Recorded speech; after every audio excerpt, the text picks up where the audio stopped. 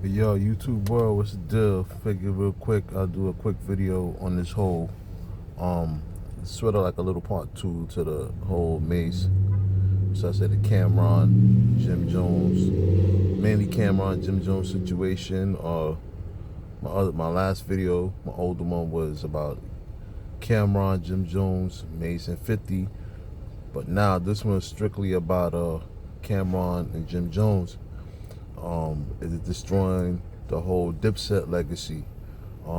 Shout out to Uncasa, you know what I mean? I'll definitely follow his YouTube platform, as well as being a supporter of the Dipset, movement and everything.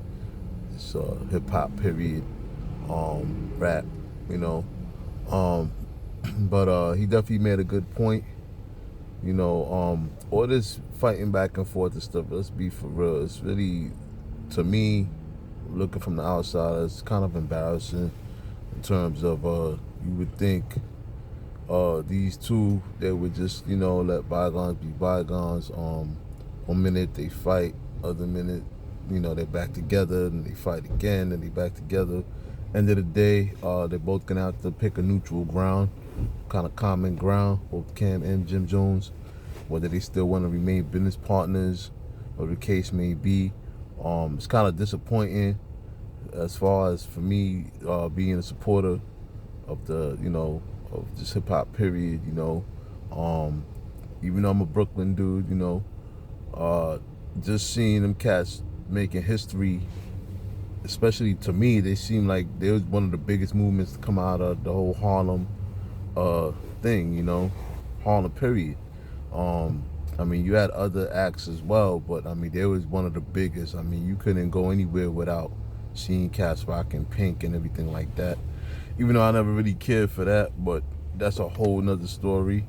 But I mean, it was definitely becoming a big movement, almost as big as Wu-Tang. Wu-Tang, their movement was way bigger. You know what I mean? Salute to them too. But they were definitely doing their thing, and just to see this all come into a head is like, it's just crazy.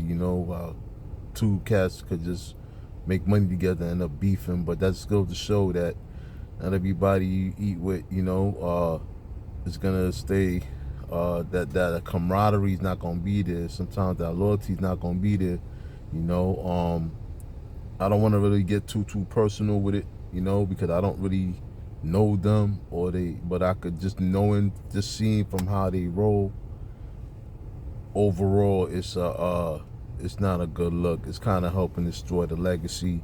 It would be nice to see both of them get back together and really collab on something, do another whole diplomatic immunity album and everything. Everybody come together, all the remaining members and everything. A lot of people don't understand the whole Dipset movement is serious. A lot of people, got jammed up, locked up pretty much. Died behind, a lot of this stuff, but a lot of that stuff started becoming more or less street stuff. You know what I mean? That's always gonna play a part in a lot of these type of groups and stuff, especially coming from the hood. But it's just embarrassing overall, and I just hope that both Jim Jones and Cameron basically just put aside their differences, get together, or just stop rocking with each other. But all this back and forth and all this stuff is just, to me, just ridiculous, and it's embarrassing. I mean, cats is in their 50s, and just going back and forth to see some people, they used to get money together and everything, and to see them turn out like this is just, to me, it's not really a good look for the movement. It's just tarnishing the movement's name. Now it's starting to look like a lot of this stuff is pretty much on a business standpoint. And it happens too, because a lot of groups, come to find out, they just put together, they or they just all they have in common is really just business. See it with EPMD, seeing it with plenty of groups over the years, it's strictly business. And it's fine if it's strictly business, but once it starts going with the back and forth and the name calling and whatever else, airing everybody's personal dirty laundry out there and everything, that's when it gets kind of fickle, and it just becomes not a good look. But overall, I hope these two basically find a way how to dead this stuff and just basically put it behind them. be on some grown man business time and just keep it moving.